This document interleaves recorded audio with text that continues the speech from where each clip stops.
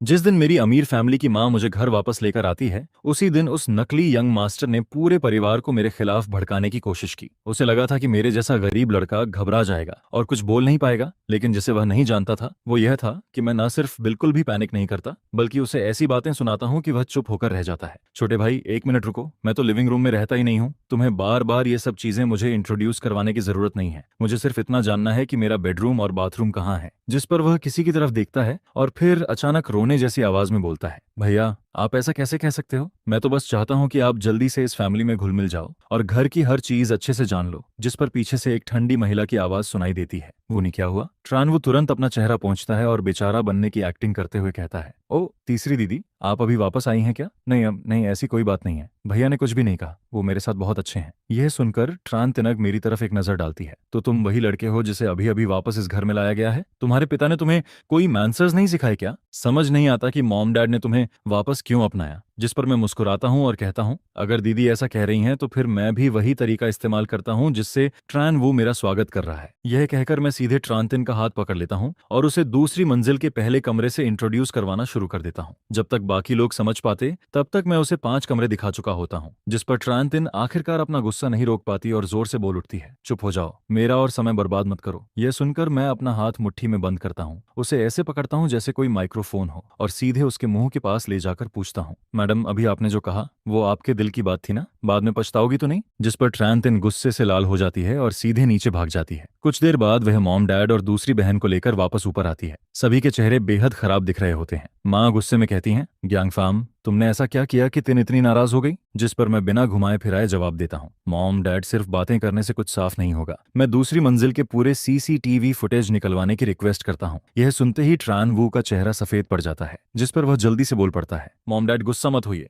भैया अभी अभी घर लौटे हैं, शायद उनकी फीलिंग्स अभी स्टेबल नहीं है। मैं हंसते हुए कहता हूँ, मजेदार बात है, मुझे तो लगता है मैं बिल्कुल स्टेबल हूँ। अगर अभी कैमरा चेक नहीं हुआ तो मैं इसी वक्त यह घर छोड़ दूंगा और फिर इंटरनेट पर पोस्ट करूंगा कि घर लौटने के पहले ही दिन मुझे बाहर निकाल दिया गया। उसके बाद नेटिजन्स खुद फैसला कर लेंगे कि सही कौन है और गलत कौन। यह सुनकर डैड तुरंत पीछे खड़े सर्वेंट्स को आदेश देते हैं, अभी के अभी कैमरा फुटेज लेकर आओ। जिस पर मैं फिर बोलता हूँ, अरे डैड, मैं तो अभी इस घर में नया हूँ, मुझे क्या पता कोई फुटेज के साथ छेड़छाड़ कर दे। क्यों ना हम सब सीधे मॉनिटरिंग रूम चलकर वहीं देख लें। मेरी बात सुनकर डैड का चेहरा और सख्त हो जाता है। ठीक है, फिर सब लोग मॉनिटरिंग रूम चलेंगे, लेकिन पहले सुन लो, अगर गलती तुम्हारी निकली तो तुम्हें इस घर के हर इंसान से माफी मांगनी होगी। मैं तुरंत सिर हिलाता हूँ, बिल्कुल कोई दिक्कत नहीं, डैड तो वाकई बहुत शानदार हैं। लेकिन दूसरी तरफ ट्रान वो डर से कांपने लगता है और तभी चलते चलते अचानक जमीन पर गिरकर बेहोश होने का नाटक कर देता है। जिस पर पीछे चल रही ट्रान तिन डरकर चिल्ला उठती है, ये क्या हुआ? आवाज सुनकर सब लोग पीछे मुड़कर देखते हैं। ट्रान तिन गुस्से से मेरी तरफ उंगली उठाती है, तुम सच में अशुभ इंसान हो। तुम्हारे आते ही हमारा वूनी,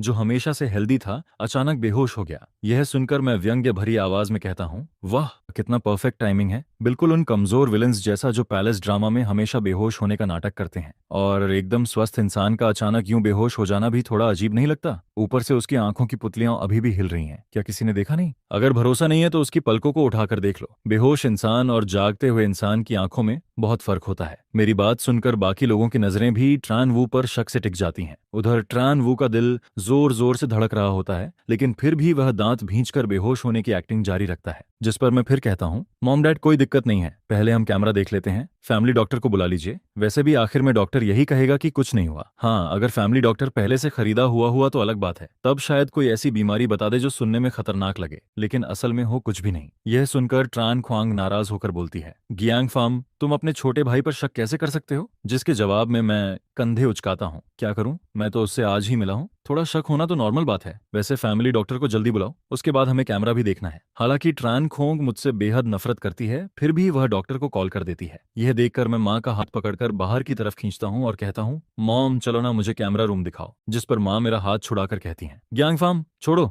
मुझे वूनी का ध्यान रखना है। अब मेरा धैर्य टूटने लगता है। अरे मॉम, आप कोई डॉक्टर तो है नहीं, उसे देखते रहने से क्या फायदा? कैमरा रूम कहाँ है? अगर आप मुझे नहीं ले गई तो मैं घर छोड़कर चला जाऊंगा। मेरी सख्त बात सुनकर ट्रान वू को छोड़कर बाकी पूरा परिवार मॉनिटरिंग रूम की तरफ चल पड़ता है। वहां पहुंचकर डैड भारी आवाज में कहते हैं, पिछले आधे घंटे की दूसरी मंजिल की पूरी रिकॉर्डिंग निकालो। बहुत जल्दी स्क्रीन पर ट्रान वू और मेरी तस्वीर दिखाई देने लगती है। वीडियो में साफ नजर आता है कि ट्रान वू पूरी मेहनत से मुझे एक एक कमरा दिखा रहा होता है। जिस पर ट्रान ख्वांग तुरंत ताना मारते हुए बोलती है, देख लिया ना, वूनी पूरी तरह बेगुनाह है। अब तुम्हारे पास कहने के लिए क्या बचा है? जिस पर मैं बिना देर किए तुरंत जवाब देता हूँ। अभी सच्चाई पूरी तरह सामने आई ही नहीं है, इसलिए कमेंट करने की कोई जरूरत नहीं है। उम्मीद है दीदी आप थोड़ी समझदारी दिखाओगी। इसके बाद करीब 20 मिनट और गुजर जाते हैं, लेकिन वीडियो में ट्रान वू अब भी मुझे उन्हीं बेकार कमरों के बारे में बताया जा रहा होता है। यह देखकर सबके चेहरे अजीब होने लगते हैं। फिर वीडियो में मेरी आवाज सुनाई देती है, जहां मैं उसे बीच में रोकता हूँ। जिसके बाद ट्रान वो अचानक बेचारा बनने लगता है और ना जाने क्यों रोने जैसी आवाज में बात करना शुरू कर देता है। इसके तुरंत बाद ट्रान तिंग की आवाज सुनाई देती है। फिर सब लोग साफ देखते हैं कि ट्रान में श्याम वो अचानक अपना चेहरा पहुंचता है और फिर मेरी तरफ से सफाई देने लगता है। यह देखकर डैड की आंखें सिकुड़ जाती हैं। आखिर उन्हें भी समझ आने लगता है कि उनका अडॉप्टेड सन उतना सीधा और मासूम नहीं है जितना वह हमेशा दिखता रहा है। और पहले की सारी रिकॉर्डिंग को देखते हुए अब ट्रान वू का अचानक बेहोश होना भी किसी को रियल नहीं लग रहा होता। मॉम भी शायद उसके ड्रामे को समझ चुकी होती हैं। साथ ही उन्हें एहसास हो जाता है कि उन्होंने मुझ पर गलत शक किया था, जिस पर वह मेरी तरफ देखकर कहती हैं, ग्यांगफाम मुझे माफ कर दो, मुझे उस वक्त तुम पर शक नहीं करना चाहिए था। इसके बाद ट्रान तिन्ह हल्के से अपनी नाक छूती है और थोड़ी असहज आवाज में कहती है, वो छोटे भाई सॉरी, मुझसे गलती हो गई। तभी जब सब लोग अपने अपने काम के लिए निकलने ही वाले होते हैं, तभी मॉनिटरिंग रूम का दरवाजा खटखटाया जाता है। एक मेड अंदर आकर कहती है, sir madam second miss family doctor आ गई हैं। यंग मास्टर वो अभी तक नहीं जागे हैं। थर्ड मिस ने मुझे आप सबको बुलाने के लिए भेजा है। यह सुनकर डैड का चेहरा और भी खराब हो जाता है। अब वह खुद देखना चाहते थे कि उनका अडॉप्टेड सन और कौन सा नया ड्रामा करने वाला है। चलो जाकर देखते हैं। जिस पर सभी लोग जल्दी से ट्रान वू के कमरे की तरफ बढ़ जाते हैं। वहां पहुंचकर मैं फैमिली डॉक्टर को देखता हूँ। वह काफी सुंदर और सौम्य दिख रही होती है, बिल्कुल उन फीमेल सपोर्टिंग कैरेक्टर्स जैसी जो सीईओ रोमांस स्टोरीज में हीरो के पीछे पागल रहती हैं। जिस पर मैं खुद से बड़बड़ाता हूँ, वाह इतनी जवान और खूबसूरत महिला। अगर इसे ट्रान वू पर क्रश हुआ होगा तो यह उसके लिए 100 तरह की अजीब बीमारियां बना सकती है। बीमारी ना हो तब भी बीमारी बता देगी। लेकिन मेरी यह बात पास खड़ी ट्रान थुंग सुन लेती है। उसी समय वह युवा डॉक्टर चिंतित आवाज में कहती है, सर मैडम यंग मास्टर के बेहोश होने की वजह लंबे समय से जमा इमोशनल स्ट्रेस है। ज्यादा निराशा और मानसिक दबाव के कारण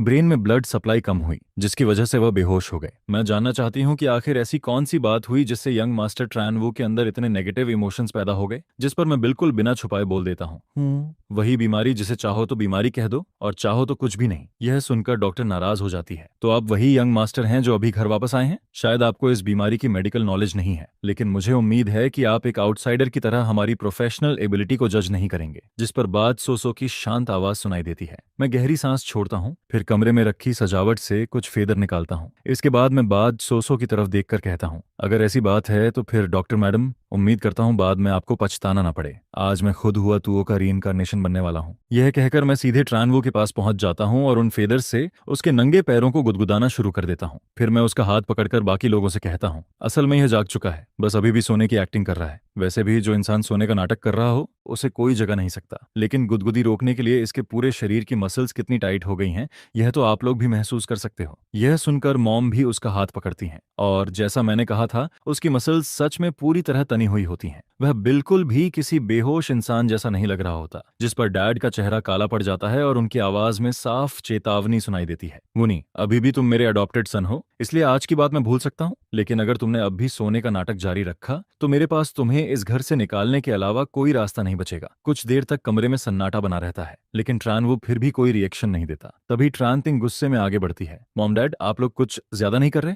वह मेरी बात काटने के लिए आगे आती है, लेकिन अचानक उसका पैर फिसल जाता है और वह सीधे ट्रान वो के ऊपर गिर पड़ती है। अगले ही पल ट्रान वो दर्द से जोर से चिल्ला उठता है। यह देखकर मैं तुरंत अपना अंगूठा ऊपर कर देता हूँ। वाह, लगता है थर्ड सिस्टर ही असली हुआ त्यों निकली। यह देखकर बाच सोसो को भी एहसास हो जाता है कि मामला बिगड़ चुका है, जिस पर वह जल्दी से बोलती है, यंग मास्टर जियांग आप हद से ज्यादा कर रहे हैं। इतनी जोर की टक्कर लगेगी तो कोई भी इंसान दर्द से जाग जाएगा। मैं अपना फोन निकालते हुए कहता हूँ, आपको समझाना सच में बहुत मुश्किल है डैड, मुझे इस डॉक्टर की मेडिकल स्किल पर शक है। मैंने अभी चेक किया है, सबसे नजदीकी ग्रेड ए हॉस्पिटल यहाँ से सिर्फ 2 किलोमीटर दूर है। क्यों ना हम ट्रान वू को वहां ले जाकर फुल बॉडी चेकअप करवा लें। मुझे नहीं लगता कि बार बार झूठ बोलने वाले लोग वहां जाकर भी अपना ड्रामा जारी रख पाएंगे। यह सुनते ही ट्रान वू के दिल की धड़कन तेज हो जाती है, क्योंकि रेगुलर हॉस्पिटल में जाने का मतलब था कि उसकी सारी पोल खुल सकती है। जिस पर वह तुरंत अपनी आंखें खोल देता है। उसकी आंखों में आंसू भर आते हैं। मॉम डैड शायद मैं कल रात ठीक से सोया नहीं था, इसलिए बेहोश हो गया। वैसे अभी क्या हुआ और मेरा पेट इतना दर्द क्यों कर रहा है? यह सुनकर मॉम शांत लेकिन सख्त आवाज में कहती हैं, गियांगफा सही कह रहा है वुनी, हम तुम्हें हॉस्पिटल लेकर जाएंगे।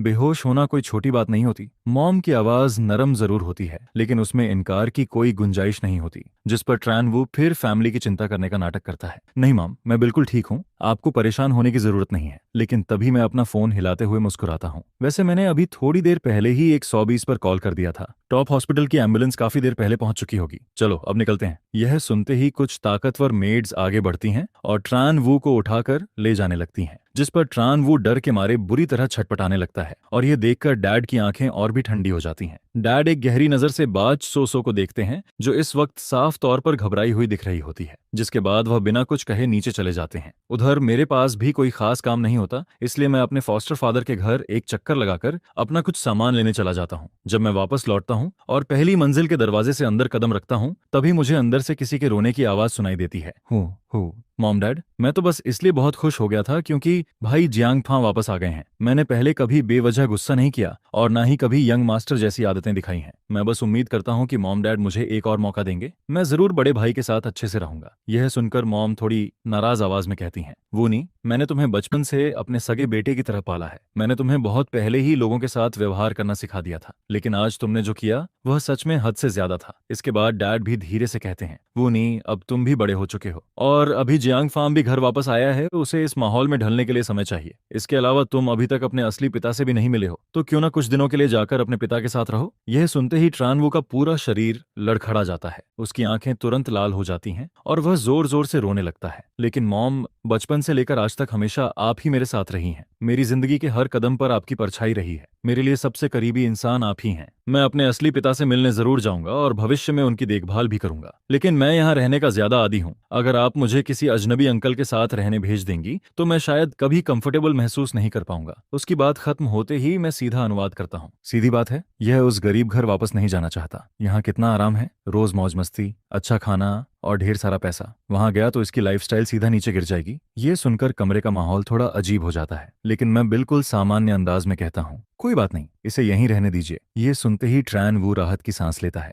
जब वह देखता है कि मॉम डैड अब उसे भेजने की बात नहीं कर रहे हैं तो उसके चेहरे का तनाव भी कम हो जाता है। हालांकि बाकी लोग कुछ नहीं कहते, लेकिन अब वे भी धीरे धीरे समझदार होने लगे थे। उनके मन में ट्रैन वू की सालों से बनाई गई अच्छी इमेज में दरार पड़ना शुरू हो चुकी थी। इसके बाद मैं अपने कमरे में वापस लौट जाता हूँ। मैं अपना नाइट सूट निकालता हूँ और फिर टैबलेट खोलकर वही ब्लडी ड्रामा देखने लगता हूँ जिसे मैं इन दिनों लगातार देख रहा था। लेकिन ज्यादा समय नहीं गुजरता कि दरवाजे पर लगातार नॉक होने लगती है। दरवाजा खोलने पर सामने तान तिन और तान ख्वांग खड़ी दिखाई देती हैं। स्पष्ट था कि दोनों मेरे साथ रिश्ता सुधारना चाहती थीं। छोटे भाई, क्या कर रहे हो? मूवी देख रहे हो क्या? वैसे तीसरी मंजिल पर हमारे घर में एक बड़ा होम थिएटर भी है, अगर चाहो तो हम सब मिलकर वहां देख सकते हैं। यह सुनकर मैं सिर हिला देता हूँ। फिर कुछ स्नैक्स उठाता हूँ और हम तीनों जल्दी से थिएटर रूम की तरफ चले जाते हैं।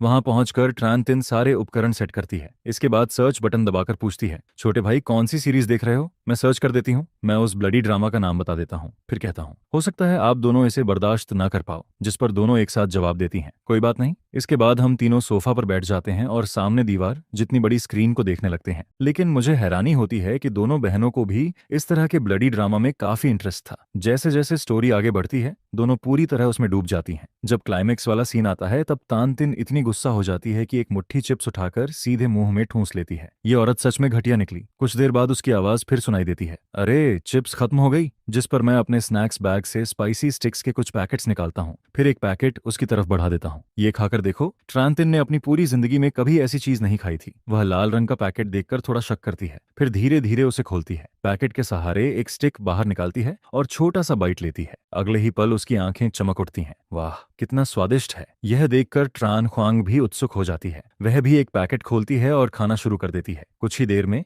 दोनों बहनों के मुंह और हाथ तेल से भर जाते हैं और वे खाते खाते सीरीज भी देखती रहती हैं। उसी समय थिएटर रूम का दरवाजा खुलता है। ट्रान वो अंदर आता है और बनावटी मुस्कान के साथ कहता है, सेकंड सिस्टर, थर्ड सिस्टर, आप लोग क्या देख रही हो? जिस पर ट्रान ख्वांग जवाब देती है, एक वेब ड्रामा देख रहे हैं। यह सुनकर ट्रान वो मुस्कुराता है, ऐसी चीजें तो पूरी तरह बेकार होती हैं। सच में आप दोनों को बहुत तकलीफ हो रही होगी। आप लोग सिर्फ भाईजान फार्म का साथ देने के लिए ये सब देख रही हैं ना, सटीरिकली है ना। अगर आप बिजी हैं तो चली जाइए, मैं यहीं रुककर भाई का साथ दे देता हूँ। उसकी बात पूरी भी नहीं होती कि ट्रांतिन झुंझलाकर बोल पड़ती है, अरे बस भी करो, अभी अभी वाला डायलॉग मैं ठीक से सुन भी नहीं पाई। वह इस वक्त सबसे रोमांचक सीन देख रही होती है और बीच में रुकावट आने से बेहद परेशान हो जाती है। कृपया बाहर जाओ और दरवाजा बंद कर दो। बाहर की लाइट स्क्रीन पर पड़ रही है। मैं भी सिर घुमाकर उसकी तरफ देखना तक जरूरी नहीं समझता। यह देखकर ट्रान तिन और जल्दी से कहती है, मुनी जल्दी बाहर जाओ ना, सच में बहुत चुभ रही है वो रोशनी। ट्रान वो यह देखकर हैरान रह जाता है कि दोनों बहनें उसकी तरफ देख तक नहीं रही थीं। उनकी नजरें सिर्फ स्क्रीन पर टिकी हुई थीं, जिस पर वह जलन भरी नजर से मुझे घूरता है, फिर नाराज होकर थिएटर रूम से बाहर निकल जाता है और जोर से दरवाजा बंद कर देता है। इसके बाद हम लोग लगातार कई घंटों तक वह ब्लडी ड्रामा देखते रहते हैं। सीरीज खत्म होते होते तान तिन और तान ख्वांग दोनों का खून खौल रहा होता है। वे स्टोरी में इतना डूब चुकी थीं कि उनके चेहरे पर एक्साइटमेंट साफ दिखाई दे रही होती है।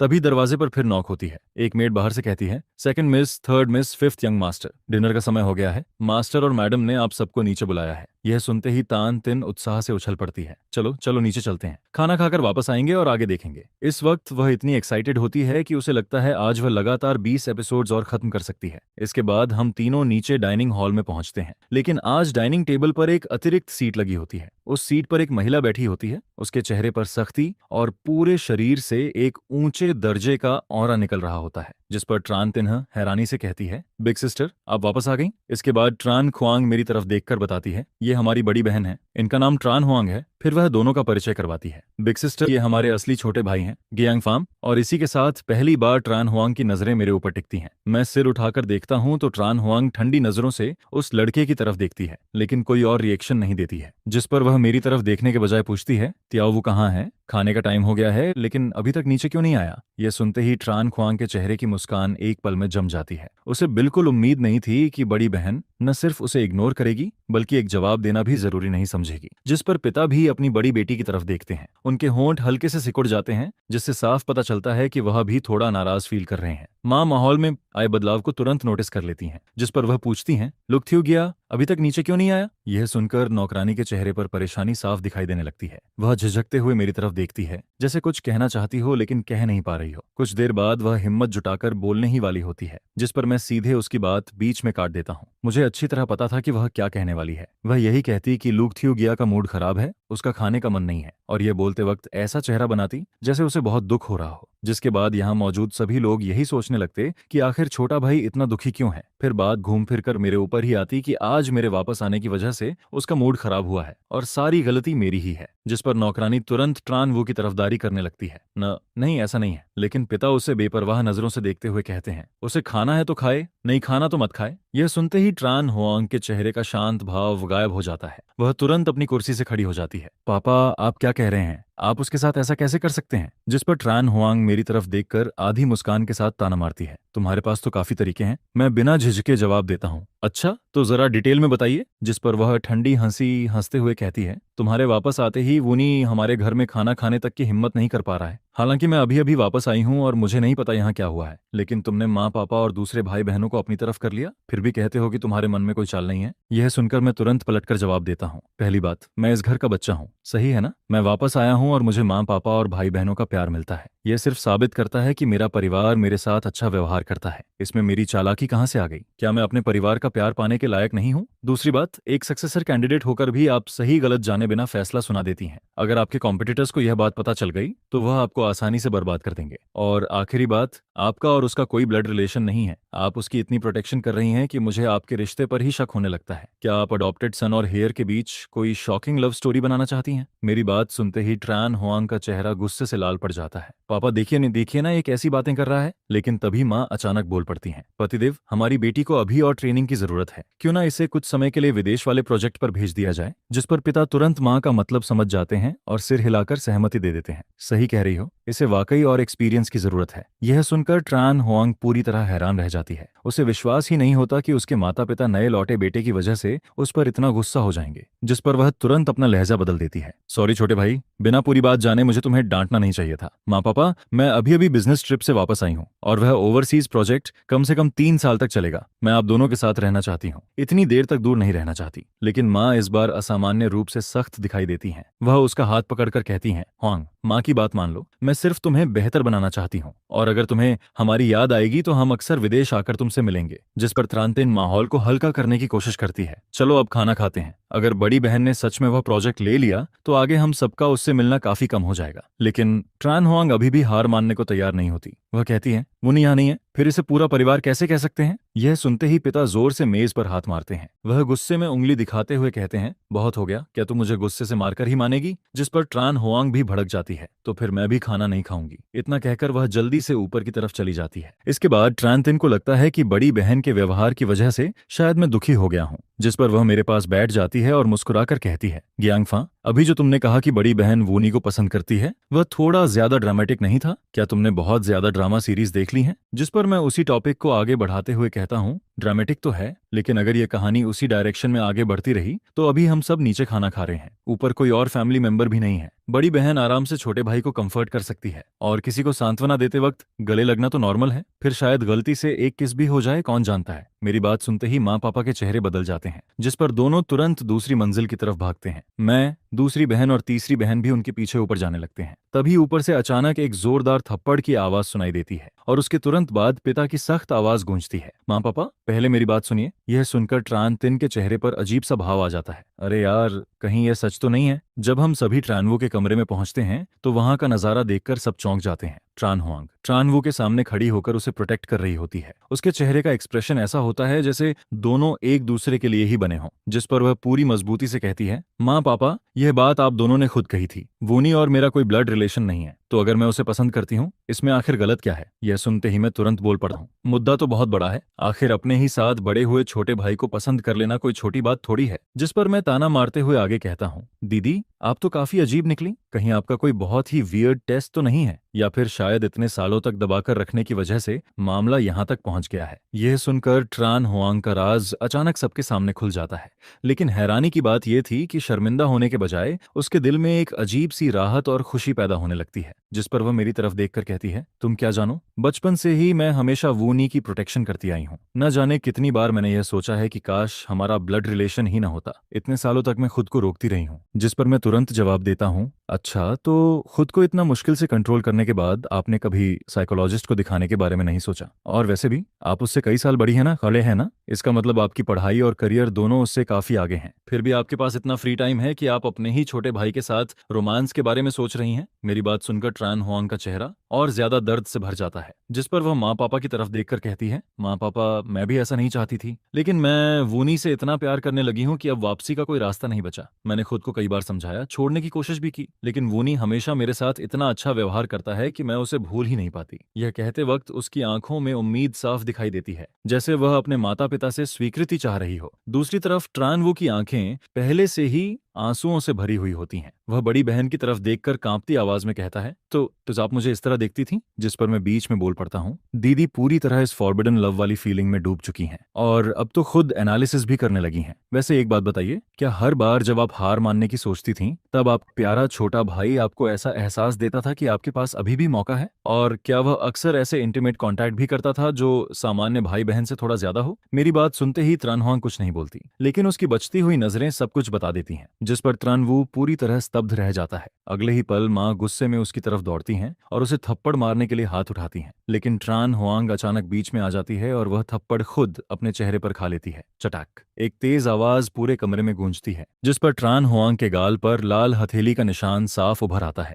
यहाँ तक कि उसके होंठ के कोने से हल्का सा खून भी निकलने लगता है। कई बार गुस्सा दिलाए जाने के बाद पिता की आवाज भी पूरी तरह ठंडी हो जाती है। वह कठोर लहजे में कहते हैं, आज रात ही विदेश निकल जाओ, और जब तक वह ओवरसीज प्रोजेक्ट पूरा नहीं हो जाता वापस आने की जरूरत नहीं है। सामान पैक करने की भी जरूरत नहीं, मैं नौकरों से सब पैक करवाकर बाद में भिजवा दूंगा। यह सुनकर ट्रान हुआंग दांत भींच लेती है, फिर सिर झुकाकर कहती है, जी पापा, मैं ये प्रोजेक्ट जरूर अच्छे से पूरा करूंगी। लेकिन तभी मैं अचानक जोर से चिल्लाता हूँ, रुकिए। मेरी आवाज सुनकर पूरे कमरे में सन्नाटा छा जाता है, जिस पर सभी लोग एक साथ मेरी तरफ देखने लगते हैं। मैं थोड़ा झिझकने का नाटक करते हुए कहता हूँ, माँ पापा, मुझे आप दोनों से अकेले में कुछ जरूरी बात करनी है। यह सुनकर ट्रान हुआंग मुझे घूरने लगती है। उसकी आंखों में साफ नफरत दिखाई देती है। अब तू क्या करने वाला वाला है? क्या वूनी को मुझसे छीन लेना भी तेरे लिए काफी नहीं था? इस बार तो तान खोंग भी चुप नहीं रह पाती, जिस पर वह कहती है, बड़ी बहन आप थोड़ा कम बोलिए। माँ पापा कुछ देर सोचते हैं। आखिरकार दोनों मेरे साथ तीसरी मंजिल वाले स्टडी रूम में चले जाते हैं। कमरे में पहुंचते ही माँ हैरानी से पूछती हैं, बेटा क्या बात है, सीधे मुद्दे पर आओ। जिस पर मैं गंभीर चेहरा बनाकर कहता हूँ, माँ पापा मुझे लगता है कि बड़ी बहन को विदेश नहीं भेजना चाहिए। यह सुनते ही माँ का चेहरा बदल जाता है। क्यों? इस बार उनकी आवाज में हल्की नाराजगी भी सुनाई देती है, जिस पर मैं अपने सारे ड्रामा एक्सपीरियंस का इस्तेमाल करते हुए समझाना शुरू करता हूँ। जरा सोचिए, अभी आप लोग जबरदस्ती बड़ी बहन और ट्रान वू को अलग कर रहे हैं, लेकिन कुछ साल बाद भी जरूरी नहीं कि वह इस प्यार को भूल जाए। उल्टा हो सकता है कि जो चीज उसे नहीं मिली वह उसके दिल में और गहराई से बस जाए, और अगर कई साल बाद लौटकर भी वह ट्रानवू को पसंद करती रही तो तब वह आज की इस घटना के लिए आप दोनों से नफरत करने लगेगी। हो सकता है वह मन ही मन आप दोनों के खिलाफ हो जाए, और जब आप दोनों बूढ़े हो जाएंगे तब बड़ी बहन कंपनी की पावर भी छीन सकती है, और पावर मिलने के बाद सारे विरोधियों को हटाना उसके लिए मुश्किल नहीं होगा। उस वक्त आप दोनों चाहकर भी कुछ नहीं कर पाएंगे। मेरी बात सुनकर माँ पापा दोनों के चेहरे बदल जाते हैं, जिस पर माँ घबराकर पूछती हैं, तो फिर क्या करना चाहिए? मैं थोड़ा सोचने का नाटक करके कहता हूँ, आगे जो मैं कह रहा हूँ वह सिर्फ मेरी पर्सनल सजेशन है, आप चाहें तो इसे रेफरेंस की तरह ले सकती हैं। आप लोग साफ कह दीजिए कि अगर बड़ी बहन ट्रान वू के साथ रहना चाहती है तो परिवार उससे सारे रिश्ते खत्म कर देगा, और ये सिर्फ धमकी नहीं होनी चाहिए बल्कि एक्शंस भी लेने होंगे। जैसे कंपनी में उसकी सारी अथॉरिटी वापस ले लीजिए, उसके बैंक कार्ड्स फ्रीज कर दीजिए, और बाहर की दुनिया को भी बता दीजिए कि उसका परिवार से कोई संबंध नहीं है। माँ पापा ध्यान से मेरी बात सुनते रहते हैं, जिस पर मैं आगे समझाता हूँ, ऐसा होने पर शायद बड़ी बहन इस अंतर को सहन नहीं कर पाएगी, तब उसे अपनी असली स्थिति समझ आएगी, और हो सकता है ट्रान वो भी किसी ऐसी लड़की को स्वीकार न करे जो अब अमीर परिवार की बेटी नहीं रही। तब बड़ी बहन को उसका रियल चेहरा भी दिखाई दे जाएगा। बेशक यह सिर्फ मेरी सलाह है, क्या पता दोनों सच में एक दूसरे के लिए बने हों।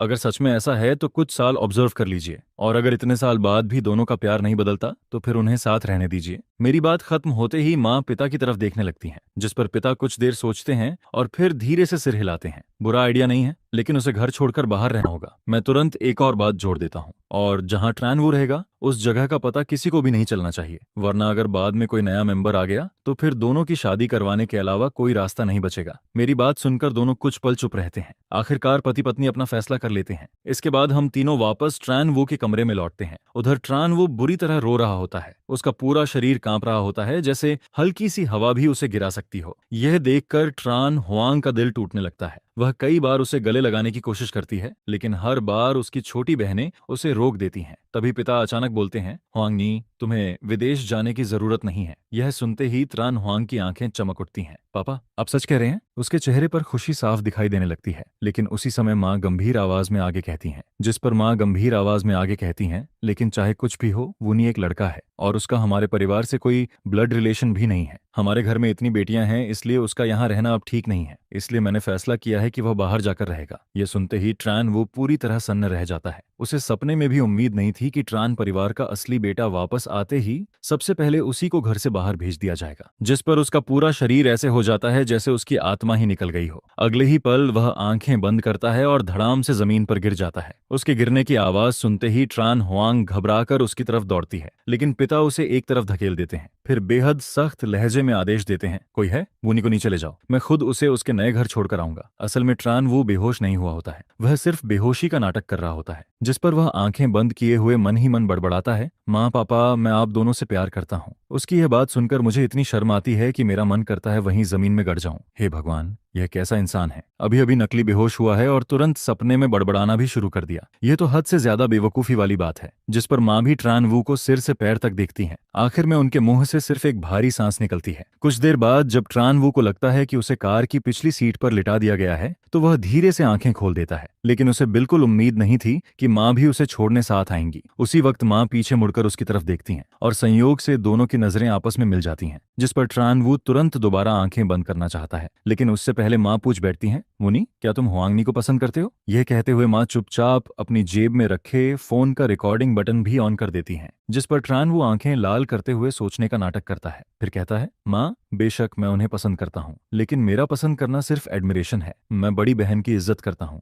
ये वैसा प्यार है जैसा फैमिली मेंबर्स के बीच होता है। मेरे मन में उनके लिए कोई रोमांटिक फीलिंग नहीं है। यह सुनकर माँ जैसे राहत की सांस लेती हैं। फिर वह पूछती हैं, तो दूसरी बहन और तीसरी बहन के लिए भी तुम्हारी फीलिंग यही है? ट्रानवू को लगता है कि उसने सही जवाब पकड़ लिया है, जिस पर वह जल्दी से सिर हिलाकर कहता है, जी माँ, मेरी तीनों बहनें मुझे बहुत पसंद हैं। उनमें कोई पहले या बाद में नहीं है। तीनों बराबर हैं और पहले नंबर पर हमेशा आप और पापा हैं। उसकी बात सुनकर माँ का दिल थोड़ा भर आता है। फिर वह धीरे से कहती हैं, वूनी, माँ भी तुमसे प्यार करती है, लेकिन तुमने अपनी बड़ी बहन का व्यवहार भी देख लिया है, इसलिए तुम्हारा बाहर रहना जरूरी है। तुम चिंता मत करो, जब तक तुम कोई गलत काम नहीं करते और जियांग फां के साथ अच्छे से रहते हो तब तक तुम हमारे परिवार के लूक थिया गिया ही रहोगे। माँ की बात सुनकर ट्रानवू आखिर राहत की सांस लेता है, साथ ही मन सोचने लगता है कि भविष्य में वह कैसे मुझे परिवार से निकलवाएगा, कैसे मुझे सबकी नजरों में गिराएगा। लेकिन वह बिल्कुल नोटिस नहीं कर पाता कि माँ पूरे समय उसके चेहरे के भाव देख रही होती हैं, जिस पर माँ के दिल में गहरी निराशा पैदा होने लगती है। उन्होंने जो कार्ड उसे देने का सोचा था, अब वह फैसला भी बदल देती हैं। करीब 1 घंटे से ज्यादा सफर के बाद कार एक लग्जरी अपार्टमेंट कॉम्प्लेक्स के सामने रुकती है, लेकिन जैसे ही ट्रानवू देखता है कि यह कोई विला नहीं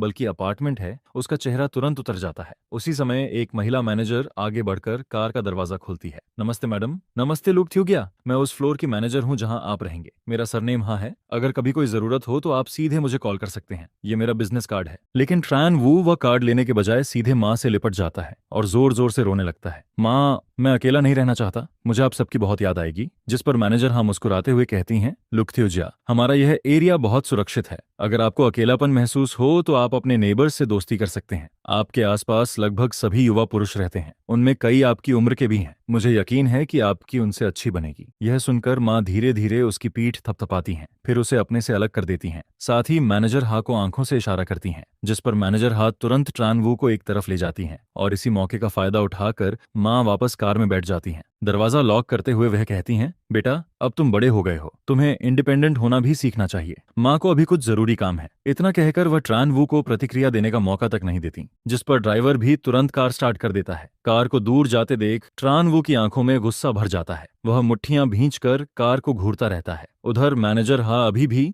वही रहस्यमयी मुस्कान बनाए रखती हैं, फिर कहती हैं, सेकंड यंग मास्टर, आइए मैं आपको आपका कमरा दिखाती हूँ। जिस पर ट्रानवू नाराज होकर कहता है, ठीक है। लेकिन मैनेजर हा के चेहरे की मुस्कान जरा भी नहीं बदलती। दूसरी तरफ माँ जब घर वापस पहुंचती हैं तब उन्हें हल्का चक्कर सा महसूस होने लगता है। अगर ट्रानवू और बड़ी बेटी ने उन्हें इतना गुस्सा न दिलाया होता तो शायद वह खाना छोड़े बिना नहीं रहती। जिस पर पहली बार माँ के दिल में थोड़ी उदासी पैदा होती है। तभी एक नौकरानी आगे आकर कहती है, madam, second miss, third miss और यंग मास्टर आपका इंतजार कर रहे हैं, वे आपके साथ खाना खाना चाहते हैं। यह सुनते ही माँ कुछ पल के लिए स्तब्ध रह जाती हैं। जो दिल पूरे दिन ठंडा पड़ा था उसमें अचानक गर्माहट लौटने लगती है। आखिर पहले परिवार में ऐसा माहौल कहाँ था। जिस पर उनके मन में सिर्फ एक ही जवाब आता है, शायद इस घर में कुछ सचमुच बदल रहा है। इसके बाद वह तेजी से डाइनिंग रूम की तरफ बढ़ जाती हैं। उधर लिविंग रूम में हम तीनों बड़े मजे से अभी अभी देखे गए फॉरबिडन लव ड्रामा के बारे में बातें कर रहे होते हैं। असल में हम माँ का इंतजार नहीं कर रहे होते, बल्कि पापा गुस्से में वापस कंपनी चले गए थे। बड़ी बहन भी पता नहीं कहाँ चली गई थी और हम लोग ड्रामा देखने में इतने बिजी थे कि टाइम का पता ही नहीं चला। एक एपिसोड खत्म होने के बाद ही हम वापस बाहर आए थे। तभी तान तिन माँ को देखकर थोड़ा घबरा जाती है। माँ, आप वापस आ गईं? जिस पर माँ बेहद नरम मुस्कान के साथ कहती हैं, बहुत देर से इंतजार कर रहे थे ना, चलो खाना लगाओ। यह सुनकर ट्रांतिन हैरान हो जाती है। इंतजार? कौन सा इंतजार? हम तो अभी। वह आगे कुछ कह पाती उससे पहले मैं उसका मुंह बंद कर देता हूँ। फिर मुस्कुराते हुए कहता हूँ, मेरी प्यारी बहन, यह बात नहीं बोलनी है, वरना कहीं माँ को पता चल गया कि हम उनका इंतजार नहीं कर रहे थे तो फिर बेवजह नई खबर बन जाएगी। जिस पर ट्रांतिन तुरंत समझ जाती है और चुप हो जाती है। इसके बाद हम चारों साथ बैठकर खाना खाते हैं और खाना खत्म होने के बाद पूरा परिवार साथ में बाहर टहलने निकल जाता है। जैसे ही मैं वापस पहुंचता हूं तभी ट्रान हुआंग बाहर खाने का सामान ढूंढने निकलता हुआ दिखता है। जिस पर मैं ताना मारते हुए कहता हूं, अरे ये तो वही प्योर लव वॉर गॉड है ना। मैंने सुना है कि मुझे यहाँ रुकने देने के लिए तुमने ही मॉम डैड को समझाया था, लेकिन ऐसा मत सोचना कि मैं तुम्हें अपना छोटा भाई मान लूंगा। मेरा भाई तो सिर्फ ट्रानवू ही है। जिस पर वह तुरंत पलटकर जवाब देता है, तो फिर मैं भी तुम्हारा भाई बनना नहीं चाहता। यह सुनकर मॉम अब और बर्दाश्त नहीं कर पाती और उसी रात अपनी बड़ी बेटी के लिए साइकोलॉजिस्ट बुलाने का सोचने लगती हैं। वहीं ट्रान ख्वांग और ट्रान तिन घबराकर पीछे हटती हैं और जल्दी से उसे समझाने लगती हैं, छोटे भाई ध्यान से सुनना, हम बड़ी बहन जैसे नहीं हैं, हम इतने भी वियर्ड नहीं हैं। जिस पर ट्रान हुआंग के पास पहली मंजिल पर रुकने की भी हिम्मत नहीं बचती और वह खाना उठाकर सीधे दूसरी मंजिल पर अपने कमरे की तरफ भाग जाता है। इसके बाद मॉम मेरी तरफ देखकर कहती हैं, फाम मुझे एक पार्टी में जाना है, मैं चाहती हूँ कि तुम मेरे कुछ दोस्तों से मिलो। जिस पर मैं आराम से जवाब देता हूँ, ठीक है तो फिर चलते हैं। अगली सुबह जल्दी ही एक मेड मेरे कमरे का दरवाजा खटखटाती है। जिसके बाद खाने की टेबल पर मॉम बड़े प्यार से पूछती हैं, फाम कल रात अच्छी नींद आई थी ना। जिस पर मैं मुस्कुराकर कहता हूँ, जी काफी अच्छी थी, यहाँ का बिस्तर बहुत कंफर्टेबल है। ये सुनकर मॉम आगे कहती हैं, थोड़ी देर में कोई तुम्हारे लिए कुछ कपड़े लेकर आएगा, उनमें से जो पसंद आए वह चुन लेना। मैं सिर हिलाकर हामी भर देता हूँ, लेकिन मन ही मन सोचता हूँ, यार अमीर लोगों की जिंदगी सच में अलग ही होती है। फिर मॉम कहती हैं, तुम्हारे लिए बैंक कार्ड भी बन गया है, हर महीने उसमें 5 लाख युआन ट्रांसफर किए जाएंगे। थोड़ी देर में कोई वह कार्ड भी लेकर आ जाएगा। जिस पर बाहर से तो मैं शांत बना रहता हूँ, लेकिन अंदर ही अंदर 1000 बार खुशी से चिल्ला रहा होता हूँ। फिल्मों में तो करोड़ों देखकर भी कुछ खास नहीं लगता, लेकिन असल जिंदगी में 5 लाख युआन मेरे लिए किसी जैकपॉट से कम नहीं है। खाना खत्म होते ही मेकअप आर्टिस्ट जल्दी से मेरे पास पहुंचता है और मुझे अच्छे से तैयार करने लगता है, जिसके बाद मैं एक शानदार आउटफिट पहनता हूं और पूरा लुक ही बदल जाता है। यह देखकर मॉम खुद को रोक नहीं पाती और तारीफ करते हुए कहती हैं, सच में बिल्कुल ओल्ड चेन की तरह दिखता है, कमाल है। इसके बाद ज्यादा देर नहीं लगती और पार्टी में जाने का समय आ जाता है। जैसे ही हम टी गार्डन पहुंचते हैं, वहां पहले से ही 3 अमीर महिलाएं दरवाजे पर खड़ी हमारा इंतजार करती दिखती हैं, जिस पर मॉम मुस्कुराते हुए उनका अभिवादन करती हैं और कहती हैं, वैसे मैं आप सबको इंट्रोड्यूस करवा दूं, यह मेरा बेटा जियांग फैन है। फिर वह आगे समझाती हैं, बचपन में इसकी तबीयत काफी कमजोर थी, इसलिए हमने एक मास्टर से फॉर्च्यून रीडिंग करवाई थी। उन्होंने कहा था कि इसे गांव में पालना चाहिए ताकि यह ब्लेसिंग्स जमा कर सके। अब इसकी सारी परेशानियां खत्म हो चुकी हैं, इसलिए हम इसे वापस घर ले आए हैं। यह सुनकर उन महिलाओं को सब समझ आ जाता है। अच्छा, तो बात ऐसी है, फामनी बिल्कुल तुम्हारी तरह दिखता है, बहुत अच्छा बच्चा है। हमें पता नहीं था कि आज ये भी आएगा, इसलिए कोई खास गिफ्ट तैयार नहीं कर पाए। बाद में थोड़ा टी जरूर ले जाना। उसी समय मैडम रुओ, जो लिपस्टिक लगा रही होती हैं, अचानक पूछती हैं, फामनी तुम किस स्कूल में पढ़ते हो? यह सुनते ही मॉम का दिल धक से रह जाता है, क्योंकि उन्हें अच्छी तरह पता होता है कि मैंने सिर्फ वोकेशनल कॉलेज से हेयर कटिंग सीखी थी और ग्रेजुएशन के बाद अपने फॉस्टर फादर की छोटी ग्रोसरी शॉप संभाली थी। लेकिन मैं बिल्कुल शांत रहते हुए मुस्कुराकर जवाब देता हूँ, मैं तो पहले ही ग्रेजुएशन कर चुका हूँ। जिस पर मैडम रुओ होंठ से कोड़ती हैं और मन ही मन सोचती हैं कि यह लड़का शायद कोई खास टैलेंटेड नहीं है। फिर वह हार नहीं मानती और दोबारा पूछती हैं, अगर ग्रेजुएशन हो चुकी है तो अभी क्या काम करते हो? यह सुनकर मॉम के चेहरे पर हल्की घबराहट दिखाई देने लगती है। वह बात बदलने ही वाली होती है कि तभी मैं आराम से जवाब देता हूँ,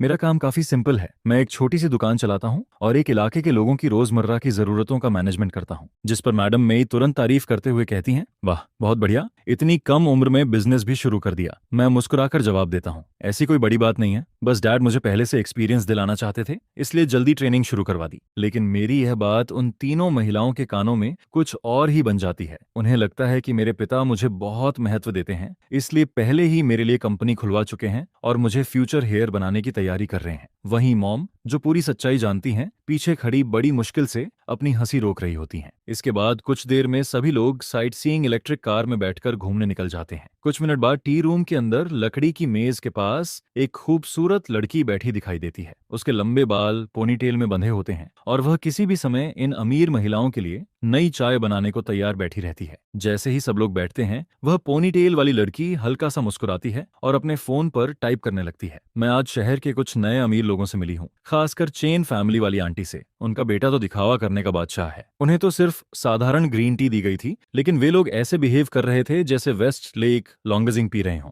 उनका टी पीने का तरीका देखकर तो मुझे हंसी ही आ रही है। उधर जियांग फैन को प्यास लगती है और वह एक के बाद एक कई कप चाय पीता जाता है, लेकिन तभी उसे अचानक एक अजीब सा एहसास होने लगता है, जिस पर वह मॉम से कहता है, मैं थोड़ी देर के लिए वॉशरूम होकर आता हूँ। इसके बाद वह उस खूबसूरत लड़की के पास जाकर पूछता है, हेलो, वॉशरूम किधर है? लड़की चारों तरफ नजर घुमाती है और कहती है, पहली बार आने वालों को ढूंढने में दिक्कत हो सकती है, चाहो तो मैं आपको वहां तक ले चलती हूँ। जिस पर मैं जल्दी से उसके पीछे चल देता हूँ और सीधा वॉशरूम में घुस जाता हूँ। जब मैं अंदर अपनी परेशानी खत्म कर रहा होता हूँ, तब वह पोनीटेल वाली लड़की फिर से अपने फोन पर टाइप करने लगती है, भैया, चैन फैमिली का जो नया बेटा वापस आया है ना, वो तो बिल्कुल मैनर्स नहीं जानता। मैंने उसकी मदद की, लेकिन उसने मुझे थैंक यू तक नहीं कहा। कुछ देर बाद मैं बाहर निकलता हूँ और मुस्कुराकर कहता हूँ, थैंक यू ब्यूटीफुल लेडी। जिस पर पोनीटेल वाली लड़की जवाब देती है, कोई बात नहीं, ये तो मेरा काम है। फिर वह अचानक पूछती है, वैसे आपने कहा था कि अच्छी टी पीकर उसका टेस्ट समझ में आ जाता है, तो आपको अभी वाली टी कैसी लगी? मैं बिना झिझके जवाब देता हूँ, सच कहूँ तो मुझे वह कुछ खास नहीं लगी, लेकिन मॉम वहां बैठी थी, इसलिए उनकी इज्जत रखने के लिए मुझे अच्छा होने का नाटक करना पड़ा। यह सुनकर पोनीटेल वाली लड़की बिलियन हैरान रह जाती है, जिस पर वह दोबारा पूछती है,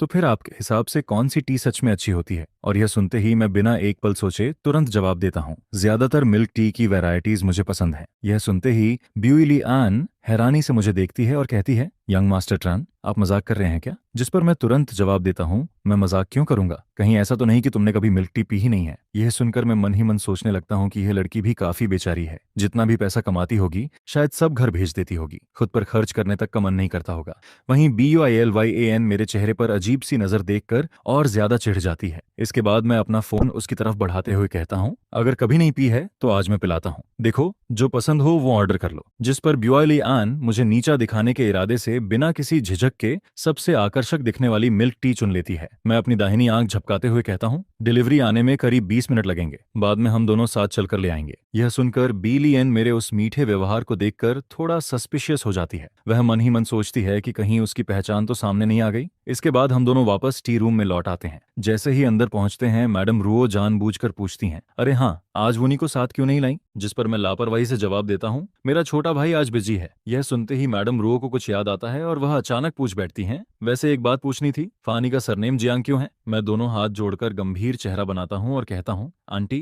क्या आप सच में जानना चाहती हैं? जिस पर वह उत्सुकता से कहती हैं, बिल्कुल, मुझे तो बहुत क्यूरियोसिटी हो रही है। फिर मैं रहस्यमय अंदाज में कहना शुरू करता हूँ, असल में बचपन में मेरी किस्मत बहुत कमजोर थी। मैं इतनी बड़ी दौलत का भाग्य नहीं संभाल सकता था, इसलिए हेवनली डाउ को धोखा देने के लिए मॉम डैड ने मुझे एक साधारण परिवार के पास भेज दिया और वही परिवार मेरी किस्मत बदलने के लिए चुना गया था। मेरी बात सुनकर वहां मौजूद तीनों महिलाएं पूरी तरह स्टन रह जाती हैं। वहीं पास बैठी बीलियन हंसी रोकते रोकते लगभग फटने वाली होती है। वह मन ही मन सोचती है कि चेन फैमिली का यह यंग मास्टर कहानी बनाने में भी जीनियस है। उसी समय जियांग फैन का फोन बज उठता है, जिस पर मैं तुरंत खड़ा होकर बीलियन को साथ खींचता हूँ और बाकी लोगों से कहता हूँ, मैं बाहर से अपना खाना लेकर आता हूँ। इसके बाद हम दोनों बाहर पहुंचते हैं। मैं मिल्क टी का कप उसके सामने बढ़ाते हुए कहता हूँ, ये लो। हालांकि बीलियन को उस रंग बिरंगे ड्रिंक को देखकर साफ लग रहा होता है कि यह बिल्कुल हेल्दी नहीं होगा, लेकिन फिर भी वह उसे ले लेती है। वह मन ही मन सोचती है कि बस एक छोटा सा सिप लेगी, अगर खराब लगा तो सीधे जियांग फैन के चेहरे पर थूक देगी। जिस पर वह किसी शहीद की तरह आंखें बंद करके एक घूंट पीती है, लेकिन अगले ही पल ठंडी स्ट्रॉबेरी की खुशबू और क्रीमी मिल्क का स्वाद उसके पूरे मुंह में फैल जाता है, जिस पर वह लगातार पीती चली जाती है और देखते ही देखते आधे से ज्यादा कप खत्म कर देती है। फिर वह स्ट्रॉ बाहर निकालकर संतुष्टि भरी सांस छोड़ती है। इसके बाद वह तुरंत अपने चैट ग्रुप में मैसेज टाइप करती है, दोस्तों मिल्क टी सच में कमाल की चीज है। फिर दोनों वापस टी रूम में लौट आते हैं, लेकिन इस बार कमरे के अंदर ट्रैन वो भी बैठा हुआ दिखाई देता है, जिस पर मैं बिना कोई रिएक्शन दिए अपनी सीट पर वापस बैठ जाता हूँ। अभी मैं ठीक से बैठा ही होता हूँ कि ट्रैन वो बनावटी चिंता दिखाते हुए पूछता है, भैया आप बाहर क्या करने गए थे? मैं सीधे जवाब देता हूँ, बाहर से खाना लेने गया था। यह सुनकर ट्रैन वो का चेहरा थोड़ा अजीब हो जाता है। वह कहता है, यहाँ का खाना इतना नेचुरल और हेल्दी है, फिर भैया बाहर का जंक फूड क्यों मंगवाते हैं? क्या यह आपकी पुरानी आदत है? आपको इसे बदल देना चाहिए। जिस पर मैं तुरंत जवाब देता हूँ, बदलूं क्यों? ये खाना भी तो इसी हवा में सांस लेता है ना, तो फिर तुम भी सांस लेना बंद कर दो। मेरी बात सुनते ही मैडम रुओ तुरंत बोल पड़ती हैं, बेटा तुम अपने छोटे भाई से ऐसे कैसे बात कर सकते हो? वो तो सिर्फ तुम्हारे भले के लिए कह रहा है, यहाँ पर इसको कोवरा है। जिस पर मैं आराम से पूछता हूँ, मेरा भला है या नहीं ये मैं तय करूंगा। फिर मैं आगे कहता हूँ, आंटी मैंने सुना है कि जो लोग हर वक्त दूसरों के घर के मामलों में दखल देते रहते हैं, असल में उनके अपने घर की परेशानियां ही खत्म नहीं होती। क्या आपके साथ भी ऐसा ही है? यह सुनते ही मैडम रुओ का चेहरा गुस्से से लाल हो जाता है। वह दांत पीसते हुए कहती हैं, देखो इस लड़के को बड़ों के पास नहीं पला, इसलिए मैनर्स भी नहीं सीखे। लेकिन मॉम हल्की मुस्कान के साथ जवाब देती हैं, मेरा फार्म बहुत अच्छा बच्चा है, उसे बस थोड़ी क्यूरियोसिटी रहती है। वैसे मैंने भी सुना है कि आजकल आप किसी नई एक्ट्रेस के साथ काफी क्लोज हो रही हैं, इतनी रात में भी काम की बातें होती रहती है ना, है ना? यह सुनते ही मैडम रुओ का चेहरा सफेद से लाल हो जाता है, जिस पर मैडम यू जल्दी से बीच बचाव करती हैं, ठीक है, सब लोग टी पीते हैं। टी मास्टर हमारे लिए एक नई पॉट टी तैयार कर दीजिए। उसी समय ट्रान वू मेरी तरफ देखकर आह भरता है, भैया देखिए हमारी पहचान के हिसाब से तो सिर्फ ऐसी जगह ही हमारे लायक हैं, आगे से बाहर का खाना मत खाया कीजिए। लेकिन मैं उससे बहस करने की भी जरूरत नहीं समझता। यह देखकर ट्रान वू को ऐसा लगता है जैसे उसने मुक्का तो मारा, लेकिन सामने रुई रखी हुई थी। फिर वह अचानक इधर उधर नजर घुमाता है और कहता है, वैसे भैया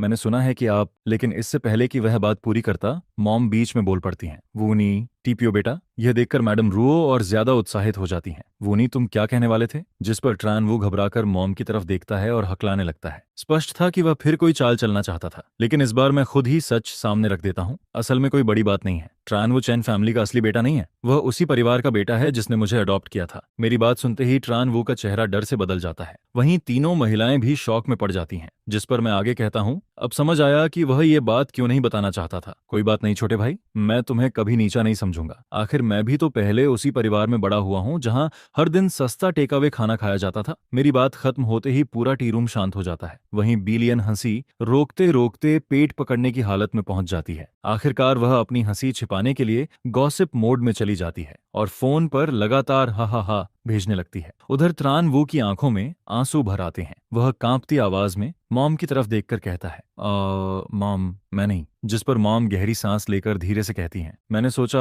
अब जब बात यहाँ तक पहुंच ही गई है तो फिर कुछ छिपाने का कोई मतलब नहीं है। बिल्कुल वैसे ही जैसे फामनी ने कहा था, त्रानवू हमारे परिवार का रियल बेटा नहीं बल्कि गोद लिया हुआ बेटा था। जिस पर त्रानवू की आंखें एकदम फैल जाती हैं और वह सदमे में अपनी माँ की तरफ देखने लगता है। माँ ये क्या कह रही हो? जिसके जवाब में मिसेज ट्रान कहती हैं, क्या मैंने कोई झूठ बोला है? यह सुनते ही ट्रान वो अचानक खड़ा हो जाता है, दरवाजा खोलता है और बाहर भाग जाता है। इसके बाद कोई कहता है, सॉरी आज सबको परेशान कर दिया। जिस पर दूसरा मजाक उड़ाते हुए कहता है, ये तो कमाल की एक्टिंग करता है, इसे एंटरटेनमेंट सर्कल में भेज दो, यकीन मानो सेकंड सिस्टर से भी ज्यादा फेमस हो जाएगा। और इसका ये ऑरा तो बिल्कुल किसी ड्रामा के मेन कैरेक्टर जैसा लग रहा है। यह सुनकर जियांग फैन हल्का सा मुस्कुराता है और कहता है, पार्टी खत्म। इसके बाद मैं ब्यूलियान को हाथ हिलाकर अलविदा कहता हूँ। फिर हमारी कार ट्रान फैमिली के घर की तरफ बढ़ती है। लेकिन जैसे ही मैं कार से उतरता हूँ तभी घर के बाहर खड़ी एक बेहद महंगी लग्जरी कार पर मेरी नजर पड़ती है। जिस पर माँ का चेहरा थोड़ा टेंशन में आ जाता है और वह मेरी तरफ एक नजर डालती हैं। इसके बाद जैसे ही हम विला के अंदर प्रवेश करते हैं तभी एक मेड आकर कहती है, मिसेज ट्रान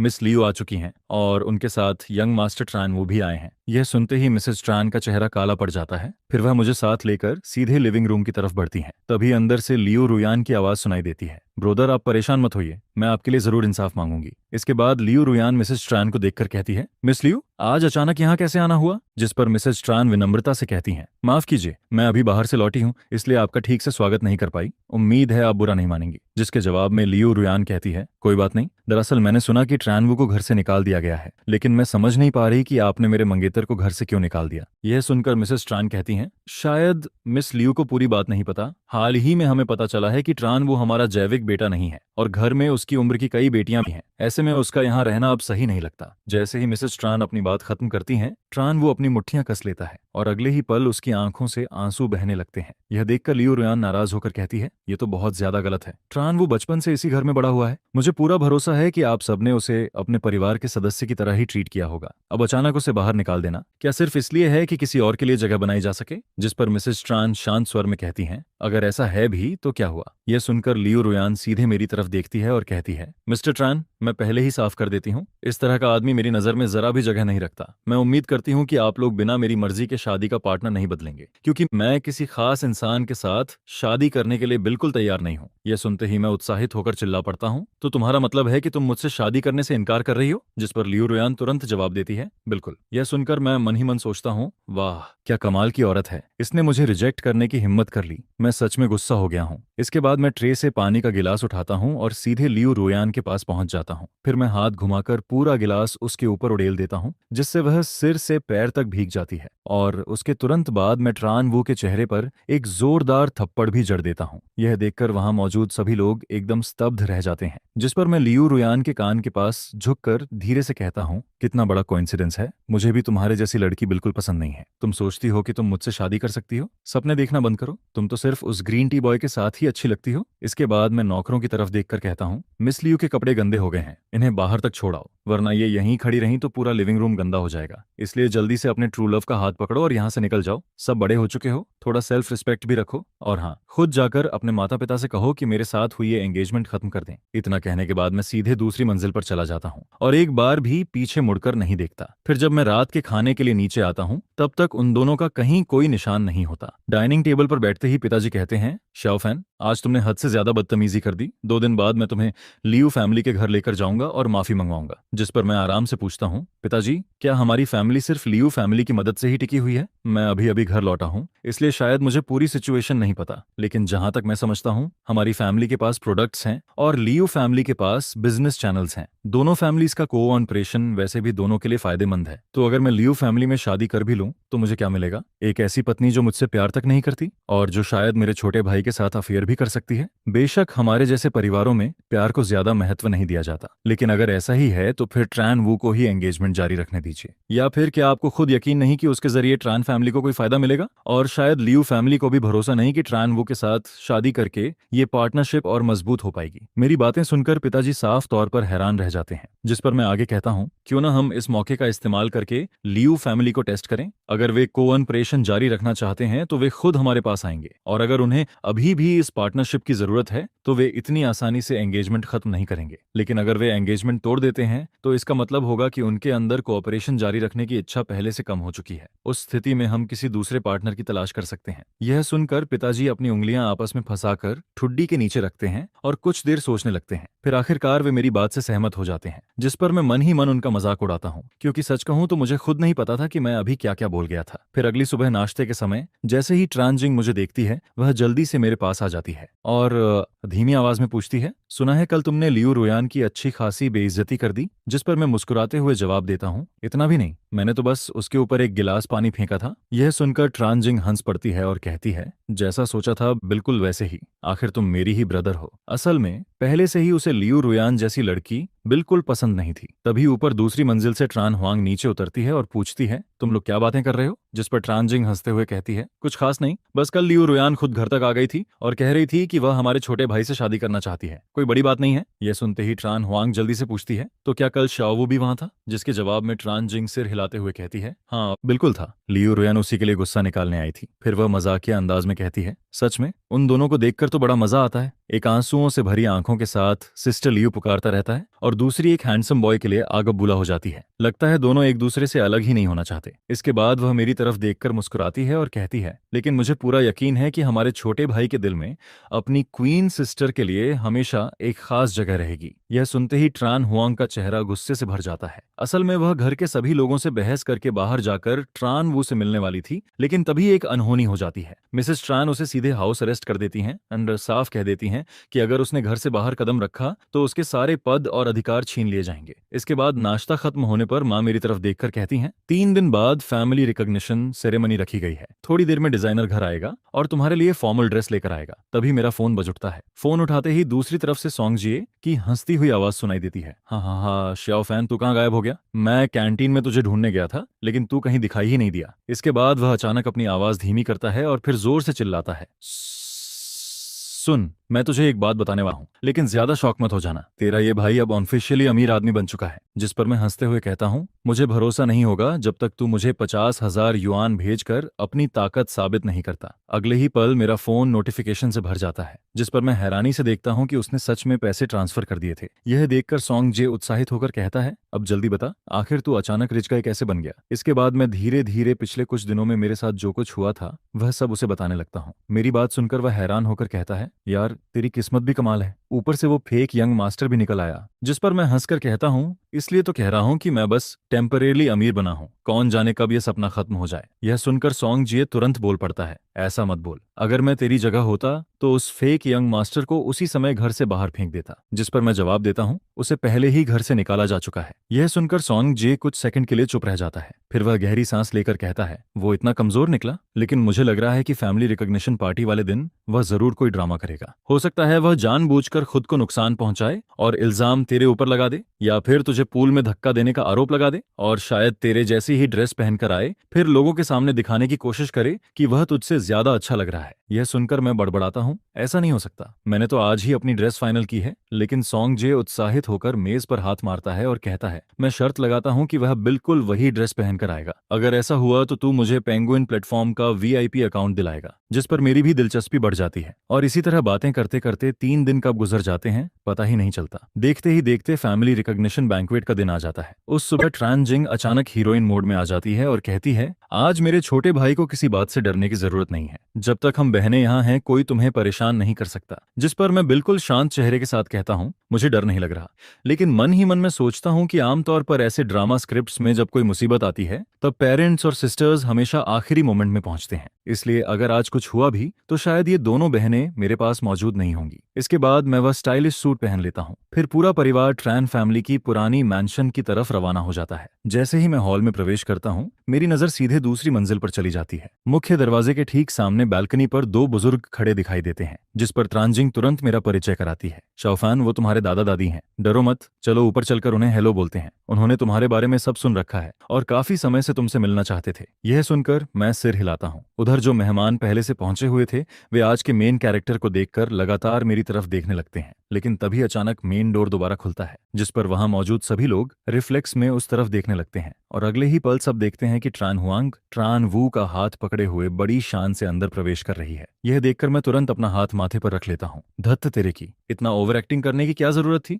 उधर पिताजी का चेहरा भी तुरंत काला पड़ जाता है और ट्रान फैमिली के बाकी सदस्य भी साफ तौर पर नाराज दिखाई देते हैं, क्योंकि ट्रान वू ने बिल्कुल वैसी ही ड्रेस पहनी हुई थी जैसी मैंने पहनी थी। लेकिन मेरे लिए यह कोई बड़ी बात नहीं थी, इसलिए मैं बिना कुछ कहे आगे बढ़ता रहता हूँ। उधर ट्रान वू असल में मेरे गुस्सा होने का इंतजार कर रहा था, लेकिन जब उसने देखा कि मैंने बस एक नजर उस पर डाली और फिर मुंह फेर लिया तो उसका चेहरा बदल जाता है, जिस पर वह जल्दी जल्दी मेरे पीछे आता है और जोर से आवाज लगाता है, भैया। उसकी आवाज सुनते ही आसपास मौजूद सभी लोगों का ध्यान एक बार फिर हमारी तरफ आ जाता है, जिस पर मैं बेबस होकर एक लंबी सांस छोड़ता हूँ और उसकी तरफ मुड़ जाता हूँ। फिर शांत स्वर में कहता हूँ, हेलो अडॉप्टेड सन, मैं तुम्हारा भाई नहीं हूँ। हम दोनों के बीच खून का कोई रिश्ता नहीं है। इस घर का रियल बेटा मैं हूँ। यह सुनते ही ट्रान वू का चेहरा एकदम सफेद पड़ जाता है, जिस पर ट्रान हुआंग तुरंत उसके सामने आकर उसे प्रोटेक्ट करने लगती है। फिर वह गुस्से में कहती है, मैं तुम्हें अपना भाई नहीं मानती। मेरे लिए वोनी ही मेरा असली छोटा भाई है। जिसके जवाब में मैं बिना किसी भाव के बेहद शांत आवाज में बोलता हूँ। तब तक दूसरी मंजिल पर खड़े ट्रान वी मिन नीचे हो रही हर छोटी बड़ी चीज को साफ साफ देख रहे थे,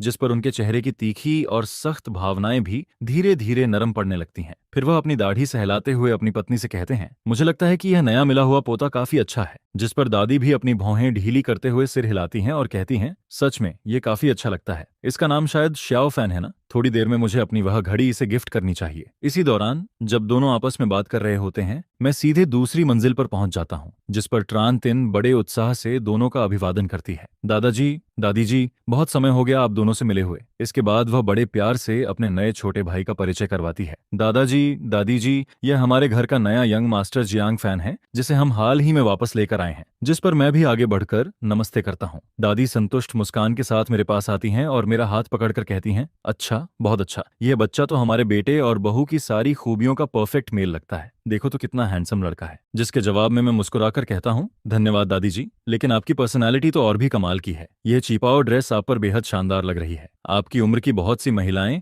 या तो ऐसा ग्रेस नहीं दिखा पाती या फिर इतनी अच्छी फिगर मेंटेन नहीं कर पाती। दादी जी, आप अपनी फिटनेस आखिर कैसे बनाए रखती हैं? यह सुनकर दादी बेहद खुश हो जाती हैं। आखिर काफी समय से किसी परिवार वाले ने उनकी इतनी तारीफ नहीं की थी। जिस पर वह हंसते हुए कहती हैं, तुम्हारा मुंह कितना मीठा है। मैं तो कुछ खास नहीं करती, बस हल्का खाना खाती हूँ, जल्दी सोती हूँ, जल्दी उठती हूँ और अक्सर इस पुराने घर के आसपास टहलती रहती हूँ। जिस पर मैं समझदारी भरा भाव बनाते हुए कहता हूँ, तो मतलब सेल्फ डिसिप्लिन और रेगुलर एक्सरसाइज ही सबसे अच्छा ब्यूटी सीक्रेट है। यह देखकर दादाजी को थोड़ा बुरा लगने लगता है कि सारी तारीफें दादी बटोर रही हैं। जिस पर वह जानबूझकर कुछ बार खांसते हैं ताकि सबका ध्यान उनकी तरफ आए। मैं तुरंत उनकी तरफ देखकर कहता हूँ, वाह दादाजी, आपकी प्रेजेंस तो सच में बहुत दमदार है। आज की पूरी पार्टी में किसी का भी ऑरा आपसे ज्यादा पावरफुल नहीं लग रहा। सच कहूं तो मैं अभी तक आपसे बात करने की हिम्मत ही नहीं जुटा पाया था, लेकिन मैं आपका पोता हूं, तो क्या मुझे थोड़ी स्पेशल ट्रीटमेंट मिल सकती है? क्या आप मुझसे बात करना पसंद करेंगे? जिस पर दादाजी जल्दी से जवाब देते हैं, हाँ बिल्कुल। लेकिन तभी यह गर्मजोशी भरा माहौल अचानक एक आवाज से टूट जाता है। दादाजी, दादी जी, काफी समय हो गया आप दोनों से मिले हुए। हम आपके लिए कुछ गिफ्ट लेकर आए हैं। यह सुनते ही सभी लोग नाराज नजरों से ट्रान हुआंग और ट्रान वू की तरफ देखने लगते हैं। ट्रान वू सबकी ठंडी निगाहें सहते हुए जल्दी से हेल्थ टी और कैलीग्राफी मास्टर की कलेक्शन आगे बढ़ा देता है, जबकि ट्रान हुआंग दूसरों की परेशानी में मजा लेते हुए ताना मारती है, क्या बात है, तुम लोगों ने कोई गिफ्ट नहीं लाया? ये नया बेटा एटिकेट नहीं समझता तो ठीक है, लेकिन क्या तुम लोग भी सब कुछ भूल गए हो? यह देखकर ट्रान वू जल्दी से बोल पड़ता है, दीदी, बड़े भाई को ऐसे मत कहिए। वह अभी अभी घर वापस आए हैं, इसलिए शायद उन्हें इन चीजों की जानकारी नहीं है। और वैसे भी हम गिफ्ट लेकर तो आए ही हैं। जिस पर मैं भौं उठाकर तुरंत तंज कसता हूँ। आज मेरी फैमिली रिकॉग्निशन पार्टी है ना, अगर किसी को गिफ्ट देना था तो मुझे देना चाहिए था। तुम लोग दादाजी और दादी जी को गिफ्ट देकर आखिर क्या साबित करना चाहते हो? कहीं ऐसा नहीं कि तुम्हारे मन में कोई और ही इरादा हो? मेरी बात सुनकर माँ भी मेरा साथ देते हुए कहती हैं, श्याओ फैन बिल्कुल सही कह रहा है। बड़ी बेटी, अगली बार बिना सिचुएशन समझे इस तरह चीजें मत दिया करो। मैंने तुम्हें कभी ऐसा नहीं सिखाया। दादाजी को ट्रान हुआंग और ट्रान वू का यह ड्रामा देखने में कोई दिलचस्पी नहीं होती। जिस पर वह सीधे कहते हैं, बस बहुत हुआ, तुम दोनों यहाँ पत्थर की तरह खड़े मत रहो। पार्टी शुरू हो चुकी है और अब समय आ गया है कि सबको पता चले कि आज का असली मेन कैरेक्टर कौन है। इसके बाद दादाजी एक सर्वेंट से माइक्रोफोन लेते हैं और सभी मेहमानों की तरफ देखते हुए कहते हैं, महिलाओं और सज्जनों, आज यहाँ आने के लिए आप सभी का बहुत धन्यवाद। आज मैं सिर्फ एक बात सबको बताना चाहता हूँ, हमारे ट्रान फैमिली का असली पोता जियांग फैन आखिरकार घर वापस आ चुका है। यह घोषणा सुनते ही नीचे मौजूद सभी मेहमान हैरानी से एक दूसरे को देखने लगते हैं, जिसके बाद दादाजी माइक्रोफोन मुझे थमा देते हैं ताकि मैं भी कुछ शब्द कह सकूं। मैं आराम से माइक्रोफोन लेता हूं, हल्का सा गला साफ करता हूं और बोलना शुरू करता हूं। सभी को नमस्कार। आज रात इस फैमिली रियूनियन पार्टी में आने के लिए आप सभी का बहुत बहुत धन्यवाद। यहाँ आने और हमारा सम्मान बढ़ाने के लिए मैं आप सबका आभारी हूँ। उम्मीद करता हूँ कि आप सभी आज की शाम को खुलकर एंजॉय करेंगे और अच्छा समय बिताएंगे। मेरी बात खत्म होते ही तुरंत जोरदार तालियां गूंजने लगती हैं, जिस पर बैकग्राउंड में मधुर म्यूजिक भी बजना शुरू हो जाता है। पहले जो भीड़ शांत खड़ी थी, अब वह धीरे धीरे इधर उधर घूमकर बातचीत करने लगती है। कुछ लोग वाइन के गिलास उठाते हैं तो कुछ स्नैक्स और डेजर्ट्स का स्वाद लेने लगते हैं। लेकिन ट्रानवू की हालत इस समय किसी ऐसे जोकर जैसी हो जाती है जिसे कोई पूछ भी नहीं रहा होता। वह दूसरी मंजिल के एक कोने में अकेला खड़ा रह जाता है और समझ नहीं पाता कि अब उसे क्या करना चाहिए। जिस पर माँ की नजर उस पर पड़ती है और वह मन ही मन उससे पुराने हिसाब चुकाने की तैयारी करने लगती है। वुनी, ये क्या है? तुमने बिल्कुल अपने बड़े भाई जैसी ही पैंट क्यों पहन रखी है? जिस पर ट्रानवू मासूम और दुखी सा चेहरा बनाकर कहता है, माँ, मैंने तो बस अपनी पसंद की एक पैंट चुन ली थी। मुझे कैसे पता होता कि बड़े भाई भी यही वाली चुन लेंगे? अच्छा,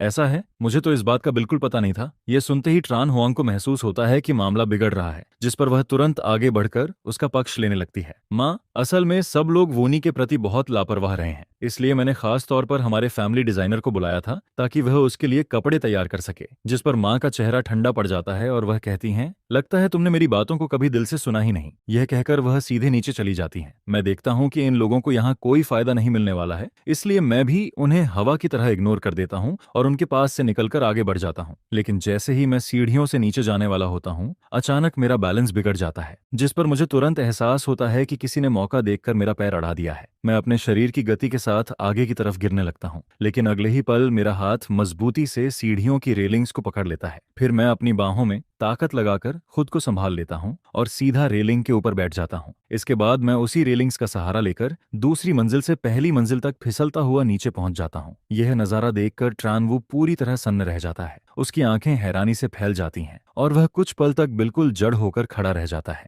जब नीचे से लोगों की चीखें, तालियां और उत्साहित आवाजें सुनाई देने लगती हैं, तब जाकर उसकी चेतना वापस लौटती है, जिस पर वह इतना गुस्सा हो जाता है कि उसके दांत तक भींच जाते हैं। दूसरी तरफ जब ट्रान फैमिली के लोगों को दिखता है कि मैं पूरी तरह सुरक्षित हूं, तब जाकर सभी राहत की सांस लेते हैं। लेकिन दादी की आवाज अब बेहद ठंडी हो चुकी होती है। वह ट्रानवो को घूरते हुए कहती हैं, ट्रानवो, इस घर में तुमने काफी समय बिताया है और चूंकि श्याओ फैन को कोई नुकसान नहीं पहुंचा, इसलिए मैं इस बारे में ज्यादा बहस नहीं करना चाहती। लेकिन अभी इसी वक्त तुम इस घर से निकल जाओ। यह सुनकर ट्रानवू की आंखों में आंसू भर आते हैं। दादी, आप मुझे क्यों निकाल रही हैं? जिस पर दादी बिना किसी भाव के जवाब देती हैं, क्योंकि मैंने साफ साफ देखा है कि तुमने जानबूझकर श्याओ फैन को पैर अढ़ाकर गिराने की कोशिश की थी। बस यही वजह काफी है। यह सुनते ही ट्रानवू की आंखों से आंसू टपकने लगते हैं। दादाजी, दादी जी, आप लोग क्या कह रहे हैं? मुझे तो बस लगा था कि बड़े भाई के जूते शायद ठीक से फिट नहीं है, शायद चलते समय उनका पैर फिसल गया होगा। लेकिन उसकी यह सफाई सुनकर भी दादा दादी के दिल में उसके लिए बची हुई आखिरी उम्मीद भी खत्म हो जाती है। दादाजी की भौहें कसकर सिकुड़ जाती हैं और उनके चेहरे पर गहरी नाराजगी दिखाई देने लगती है। फिर वह सख्त आवाज में कहते हैं, तुम खुद जाओगे या नहीं? अगर 1 मिनट के अंदर यहाँ से नहीं निकले तो मैं सिक्योरिटी को बुलाकर तुम्हें बाहर फेंकवा दूंगा। यह सुनते ही ट्रान हुआंग फिर से उसके सामने ढाल बनकर खड़ी हो जाती है। दादाजी, आप वूनी के साथ ऐसा कैसे कर सकते हैं? साफ दिख रहा है कि वह नया आया लड़का खुद ठीक से खड़ा नहीं रह पाया और इसी वजह से उसका बैलेंस बिगड़ गया। अगर वह सच में गिर जाता तो शर्मिंदगी हमारी फैमिली की होती। इसके बाद वह आगे कहती है, लेकिन वूनी ऐसा इंसान नहीं है। बचपन से ही उसे बेहतरीन परवरिश मिली है। वह हमारे परिवार का सबसे आउटस्टैंडिंग यंग मास्टर रहा है। इतना ही नहीं,